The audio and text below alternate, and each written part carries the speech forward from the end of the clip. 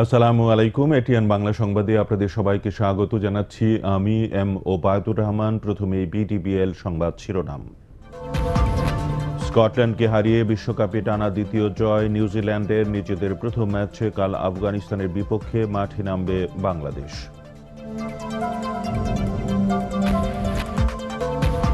20 দলের হরতালে বগুড়ায় কাভার্ড ভ্যানে পেট্রোল বোমা নিক্ষেপ, হেলপার আহত।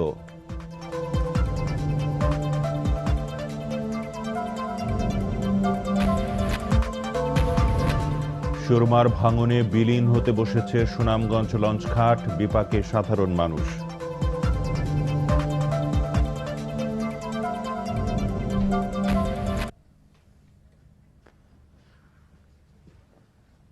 শুনছিলেন বিডিবিএল সংবাদ শিরোনাম। অগ্রণী ব্যাংক লিমিটেড, দেশ ও জাতির সেবায় প্রতিশ্রুতিবদ্ধ। শুরুতে এএনবি পাম্প বিশ্বকাপ ক্রিকেটের খবর।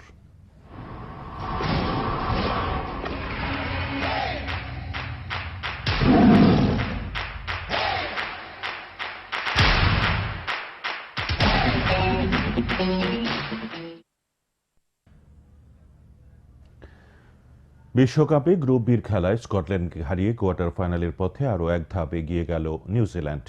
স্কটিশদের দেয়া 143 রানের ছোট লক্ষ্যে খেলতে নেমে 3 উইকেটের জয় পায় কিউইরা। এর আগে ড্যানিটিনে টসে হেরে ব্যাট করতে নেমে 12 রানে 4 উইকেট হারায় স্কটিশরা। পঞ্চম উইকেটে 97 রান যোগ করে পরিস্থিতি কিছুটা সামাল দেওয়ার চেষ্টা করেন ম্যাকহাম ও ব্যারিংটন, কিন্তু ম্যাকহাম 56 ও ব্যারিংটন 50 রানে বিদায় নেওয়ার পর আবারও ধস নামে স্কটিশ ইনিংসে। 37তম ওভারে মাত্র 142 রানে গুটিয়ে যায় স্কটল্যান্ড। ছোট টার্গেটে ব্যাট করতে নেমে 7 ওভারে দলীয় 48 রানের সাজ ঘরে ফেরেন 2 kiwi opener গপটিল O McCullum.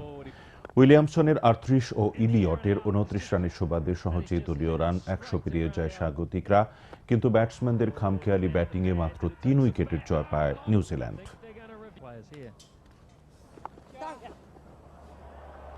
Beautifully played. Williamson gets him on this. It's gone 91 for 3. Asia কাপে আফগানিস্তানের কাছে পরাজয়ের স্মৃতি ভুলতে তাদের হারিয়ে বাংলাদেশ বিশ্বকাপে শুভ সূচনা করতে চায় বলে জানিয়েছেন দলের অলরাউন্ডার মাহমুদুল্লাহ রিয়াদ। আর আফগান কোচ অ্যান্ডি মলেস বলেছেন সব দলকে চ্যালেঞ্জ জানাতে প্রস্তুত তারা। বিশ্বকাপে নিজেদের প্রথম ম্যাচে মুখোমুখি হওয়ার আগে তারা এসব কথা বলেন। অস্ট্রেলিয়ার রাজধানী ক্যানবেরায় মানুকা ওভালে আগামীকাল সকাল 9:30টায় শুরু হবে ম্যাচটি। পরাগ আরমান জানাচ্ছেন বিস্তারিত। এশিয়া কাপে আফগানিস্তানের কাছে পরাজয়ের স্মৃতিটা এখনও তাড়িয়ে বেড়ায় বাংলাদেশকে। 32 রানের পরাজয়ে রাজ্যের হতাশা ঘিরেছিল টাইগার সমর্থকদের। চলতি বিশ্বকাপেও প্রথম প্রতিপক্ষ আফগানরা। 1 বছর আগের সেই কষ্টগাথা কেউ মনে করতে না চাইলেও বাংলাদেশ আফগান ম্যাচের আগে সবচেয়ে বড় জায়গা জুড়ে আছে সেই পরাজয়ের ক্ষত। তবে জয়ের জন্য বাংলাদেশ যে মুখিয়ে থাকবে তা বলাই বাহুল্য। অলরাউন্ডার মাহমুদুল্লাহ জানালেন, জয় দিয়েই শুরু করতে চান বিশ্বকাপে নিজেদের পঞ্চম mission. They have beaten us in last Asia Cup, but we had a first game on T20 World Cup, so we had a win against them in T20 World Cup. So I think that will be a very good contest between us. So and they're a very good side as well. So whoever plays good cricket, I think they're gonna win. প্রতি বিশ্বকাপে underdog হিসেবে অংশ নেয় টাইগারদের বড় সাফল্য 2007-এ West Indies বিশ্বকাপের super 8-এ জায়গা করে নেয়া। এবার বিশ্বকাপের মূল মঞ্চে নামার আগে প্রস্তুতি ম্যাচের দুটোতেই হারা মাশরাফি বাহিনীর লক্ষ্য কোয়ার্টার ফাইনাল খেলা। এদিকে টানা 3 টি-20 বিশ্বকাপে অংশ নিলেও এবারই ওয়ানডে বিশ্বকাপে অভিষেক হচ্ছে আফগানদের। কোনো অঘটনের আশা নয়, বিশ্বকাপ অভিষেককে স্মরণীয় করে রাখতেই জয় চাই তাদের। তাতে চাঙ্গা হবে খেলোয়াড়দের মনোবল। আর আগের অভিজ্ঞতা কাজে লাগিয়ে বাংলাদেশকেই জয়ের জন্য বেছে নিতে চাইছেন Afghan coach. We get better for the future. That's what it's all about. But we do have an expectancy to do well in this competition. We're not here to just fulfill fixtures. We're here to play in the tournament proper. নিজেদের লক্ষ্যটা পরিষ্কার করতেই coach এন্ডি মোলেস যোগ করলেন, নিয়ম রক্ষার লড়াই নয়, বরং তারা বিশ্বকাপ খেলতে এসেছে যুদ্ধ বিধ্বস্ত মানুষদের ভিন্ন রকম এক বিনোদন দিতে। পরাগ আরমান, এটিএন বাংলা। এবার অন্যান্য প্রসঙ্গ। বিএনপি নেতৃত্বাধীন ২০ দলীয় জোটের হরতাল ও লাগাতার অবরোধে প্রায় স্বাভাবিক রাজধানীর জনজীবন। সকাল থেকে নগরীতে চলাচল করছে সব ধরনের যানবাহন। রাস্তায় দেখা যায়নি ২০ দল নেতাকর্মীদের। যে কোনো ধরনের নাশকতা ঠেকাতে সতর্ক অবস্থানে রয়েছে আইন শৃঙ্খলা রক্ষাকারী বাহিনী।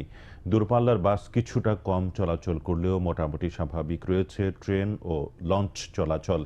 এদিকে বগুড়ায় কাভার্ড ভ্যানে পেট্রোল বোমা নিক্ষেপ করেছে দুর্বৃত্তরা। চালক সেকেন্দার বাদশা জানান, সকালে বগুড়া নওগাঁ সড়কের এরুলিয়ায় ভ্যানটিতে পেট্রোল বোমা নিক্ষেপ করা হয়। এ সময় চালক ও হেলপার দ্রুত নামার চেষ্টা করলে হেলপার দুলাল আহত হয়। পরে ফায়ার সার্ভিস কর্মীরা ঘটনাস্থলে গিয়ে আগুন নিয়ন্ত্রণে আনে। নাশকতা, ভাঙচুর এবং অগ্নিসংযোগের মামলায় জেলায় বিএনপি জামাতের ১৭ জন নেতাকর্মীকে গ্রেফতার করেছে police. BNP chairperson Begum Khaleda জিয়ার সাথে সন্ধ্যায় তাঁর গুলশান কার্যালয়ে ইউরোপীয় ইউনিয়নের একটি প্রতিনিধি দল সৌজন্য সাক্ষাৎ করবেন। ঢাকা সফরে আসা ইইউর মানবাধিকার বিষয়ক সংসদীয় উপকমিটির প্রতিনিধি দলের ৪ দিনের সফরের আনুষ্ঠানিকতা শুরু হচ্ছে আজ। বিএনপি নেতৃত্বাধীন ২০ দলীয় জোটের ডাকা হরতাল অবরোধের মধ্যেই দেশের মানবাধিকার পরিস্থিতি দেখতে ইউরোপীয় ইউনিয়ন পার্লামেন্টের প্রতিনিধিরা ঢাকা এসেছেন। গত ২ দশকের মধ্যে ইইউ পার্লামেন্টের মানবাধিকার বিষয়ক উপকমিটির এটাই প্রথম বাংলাদেশ সফর। ঢাকা সফর শেষে ইউরোপীয় পার্লামেন্টে একটি প্রতিবেদন জমা দেবেন তারা।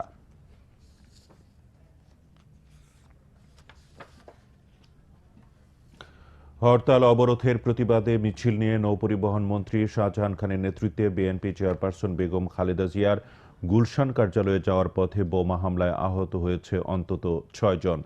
এর আগে গুলশানে এক সমাবেশে বেগম জিয়াকে অবিলম্বে গ্রেফতার না করলে জনগণ তাঁকে আটক করে কারাগারে নিতে বাধ্য হবে বলে মন্তব্য করেছেন নৌপরিবহন মন্ত্রী।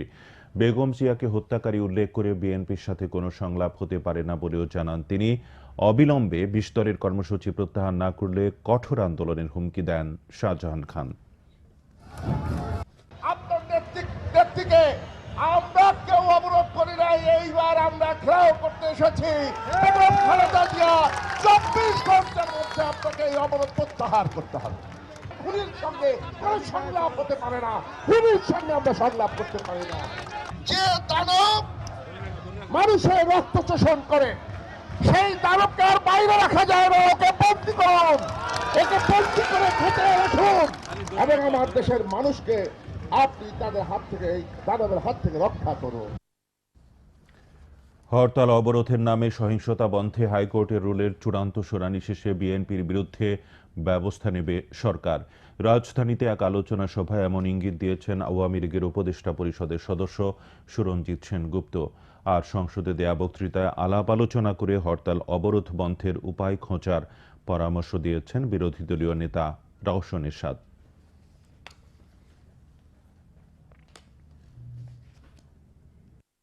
এই হরতাল অবরোধ বন্ধ করার একটা উপায় আমাদেরকে খুঁজতে হবে, সেটা আমাদেরকে ভেবে দেখতে হবে। আমার মনে হয় আমরা যদি বসে আলাপ করি যে এইটা বন্ধ করার উপায়টা কি, তাহলে হয়তো একটা উপায় বের করা যাবে। সুরমা নদীর ভাঙনে বিলীন হতে বসেছে সুনামগঞ্জের ঐতিহ্যবাহী লঞ্চঘাট। জেলার ভাটি অঞ্চলে এখন অন্যতম যোগাযোগ মাধ্যম এই লঞ্চঘাটটি। ফলে বিপাকে পড়েছেন জামালগঞ্জ, সাতনা বাজার, মধ্যনগর, ধর্মপাশা, ছাতক, দোয়ারাবাজার সহ বিভিন্ন অঞ্চলের যাত্রীরা। লঞ্চঘাটটি সংস্কারে দ্রুত পদক্ষেপ নিতে সংশ্লিষ্টদের প্রতি আহ্বান জানিয়েছেন তারা। সুনামগঞ্জ থেকে পঙ্কজদের রিপোর্ট, জানাচ্ছেন নূর সেলিনা শিউলি। প্রায় ৬০ বছর আগে সুনামগঞ্জ শহরের সুরমা নদীর ঘাটে পন্টুন বসিয়ে তৈরি করা হয় সুনামগঞ্জ লঞ্চঘাট। তখন থেকে বেশ জমজমাট আর জনপ্রিয় শহরের এই জায়গাটি। সেখানে সকাল থেকে গভীর রাত পর্যন্ত চলে বন্ধুদের আড্ডা, টং দোকানগুলোর চায়ের কাপে ওঠে রাজনৈতিক ঝড়। ঘাটটিকে ঘিরে তৈরি হয়েছে শত শত মানুষের কর্মসংস্থান। কিন্তু সুরমার ভাঙনে নদীগর্ভে বিলীন হতে চলেছে ঐতিহ্যবাহী সেই লঞ্চঘাটটি। গত ১৫ দিনে লঞ্চঘাটের ৮টি দোকান দেবে গেছে। হুমকির মুখে রয়েছে আরও ২০টি দোকান, পুলিশ ফাঁড়ি ও ক্লাব সহ এলাকার বেশ কিছু অংশ। ভাঙনের কারণে লঞ্চঘাট জেল রোড সড়কের একাংশ দেবে যাওয়ায় প্রায় বিচ্ছিন্ন হয়ে পড়েছে যোগাযোগ ব্যবস্থা। এই ঐতিহ্যবাহী লঞ্চঘাটের এই বেহাল অবস্থা স্থানীয় কর্তৃপক্ষ কিংবা যারা দায়িত্বশীল এই বিভাগগুলোর কোনো সাড়া নেই।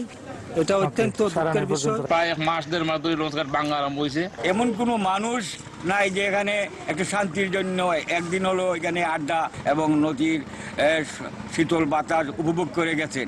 এদিকে পানি উন্নয়ন বোর্ডের কর্মকর্তা বলছেন ভিন্ন কথা। ভাঙন নয়, নদী পাড়ের সুরক্ষা দেয়াল ধসে পড়ায় এ পরিস্থিতির সৃষ্টি হয়েছে। পানি ডিসচার্জ হওয়ার জন্য কোনো ভালো ব্যবস্থা না থাকায় রাস্তার নিচের ফাইন ম্যাটেরিয়ালস সিপেজ হয়ে সম্ভবত বের হয়ে গেছে। তাতে নদী ভাঙন কোনো সৃষ্টি হয়েছে এরকম দেখা যায় না, তবে কিছু জায়গা হয়তো একটু নিচু আছে।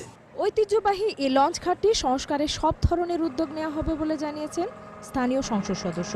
একই আশ্বাস দিলেন জেলা প্রশাসকও। বিষয়টা আমাদের কাছে সমাধান, জরুরি সমাধান একটা খুব প্রয়োজন বলে আমার কাছে প্রতিমান হয়েছে। পানি সম্পদ মন্ত্রণালয়ের কাছে আহ্বান জানাবো যাতে দ্রুত এই ভাঙন রোধের ব্যবস্থা নিয়ে এই এলাকাটিকে রক্ষা করা হয় শহরের ভেতর। নদী ভাঙন বা সুরক্ষা দেয়াল ধস যাই হোক না কেন, লঞ্চঘাট সহ শহরের গুরুত্বপূর্ণ এ এলাকা রক্ষায় দ্রুত কার্যকর পদক্ষেপ নেবেন সংশ্লিষ্টরা, এমনটাই আশা সুনামগঞ্জবাসীর। Bureau report, ATN Bangla. বাংলাদেশে ক্ষুদ্র নৃগোষ্ঠীর মাতৃভাষা ও সংস্কৃতি সুরক্ষায় পাহাড়ের প্রাথমিক বিদ্যালয়ে শুরু হয়েছে নিজস্ব মাতৃভাষায় পাঠদান। ফলে ক্ষুদ্র নৃগোষ্ঠীর বৈচিত্র্যময় এসব ভাষা ও সংস্কৃতি রক্ষা যেমন নিশ্চিত হয়েছে, তেমনি পার্বত্য দুর্গম এলাকায় স্কুলগুলোতে আদিবাসী শিশুদের উপস্থিতিও বেড়েছে। রাঙামাটি থেকে পুলক চক্রবর্তীর রিপোর্ট, জানাচ্ছেন আরিফ হোসেন। পার্বত্য অঞ্চলে চাকমা, মারমা, ত্রিপুরা, তঞ্জঙ্গা, খিয়াং, খুমি, বম, চাক, পাংখোয়া, রাখাইন এবং লুসাই সহ ১৩টি নৃগোষ্ঠীর বসবাস। ২১শে ফেব্রুয়ারি আন্তর্জাতিক মাতৃভাষা দিবসের স্বীকৃতি পাবার পর পাহাড়ের ক্ষুদ্র নৃগোষ্ঠীর শিশুদের নিজস্ব মাতৃভাষায় পড়ালেখা করার সুযোগের দাবি ওঠে। রাঙামাটি পার্বত্য জেলা পরিষদের মাধ্যমে প্রাথমিক বিদ্যালয়ে মাতৃভাষায় পাঠদানের ব্যবস্থা সরকার চালু করলেও পাঠ্য বই প্রণীত না হয় স্কুলগুলোতে পুরোপুরি মাতৃভাষা শুরু করা যায়নি। তবে পাঠ্য বই না থাকলেও শিক্ষকরা শিক্ষার্থীদের মাতৃভাষায় পাঠদান করাচ্ছেন। আমরা সহজে পড়াগুলো বুঝতে পারতেছি, এই অক্ষরগুলো চিনতে পারতাম না, তারপর অসুবিধা হতো। একটা না তো একটা চিনতে পারে, শিখাচ্ছে, তারপর লেখাপড়া শিখাচ্ছে, সহজে বুঝতে পারে। মাতৃভাষায় পাঠদানের কারণে স্কুলগুলোতে ছাত্রছাত্রীর উপস্থিতির হার এখন অনেক বেড়েছে। যদি আমাদের যে হরফগুলো আছে, সাকমার ভাষাটা আছে, ওটাও এরা সহজে বুঝতে পারে আর কি। তৃতীয়, চতুর্থ, পঞ্চম শ্রেণী সপ্তাহে একটা ক্লাস আমরা অবশ্যই নির্ধারণ করেছি রুটিনের মধ্যে, এটা আমাদের অনুমোদিত আছে। প্রাথমিক বিদ্যালয়ে ক্ষুদ্র নৃগোষ্ঠীর মাতৃভাষায় শিক্ষাদান কার্যক্রম চালু করতে শিগগিরই পাঠ্য বই প্রণয়নের কাজ চূড়ান্ত হবে বলে জানান জেলা প্রাথমিক শিক্ষা কর্মকর্তা। সরকার বেশ কয়েকটি ভাষায় বই প্রণয়ন করছেন, তো বইগুলো আশা করছি আমরা কিছুদিনের মধ্যে পাইলে আমরা এটা চালু করব বিদ্যালয় পর্যায়ে। মাতৃভাষায় প্রাথমিক শিক্ষার সুযোগ সৃষ্টি হওয়ায় ক্ষুদ্র নৃগোষ্ঠীর ভাষা ও সংস্কৃতি সুরক্ষা হবে বলে মনে করেন সংশ্লিষ্টরা। Bureau report, ATN Bangla. দ্রুত সিদ্ধান্তের মাধ্যমে উন্নয়ন ত্বরান্বিত করতে প্রশাসন ও প্রকল্পের কর্মকর্তাদের অর্থ ব্যয়ের ক্ষমতা আরও বাড়ানোর সিদ্ধান্ত নিয়েছে মন্ত্রিসভা। মন্ত্রিসভা মনে করে গত ৬ বছরে সরকারের আয় ও ব্যয় অনেক বেড়েছে, তাই মন্ত্রণালয় ও বিভাগ থেকে উপজেলা পর্যন্ত সব স্তরের কর্মকর্তাদের অর্থ ব্যয়ের ক্ষমতা বাড়ানো এখন অপরিহার্য। সময়ের প্রয়োজনে কর্মকর্তাদের সরকারি অর্থ ব্যয়ের ক্ষমতা বাড়ানো হলেও তাতে দুর্নীতি বাড়ার আশঙ্কা নেই বলে মনে করেন অর্থমন্ত্রী আবুল মাল আব্দুল মুহিত।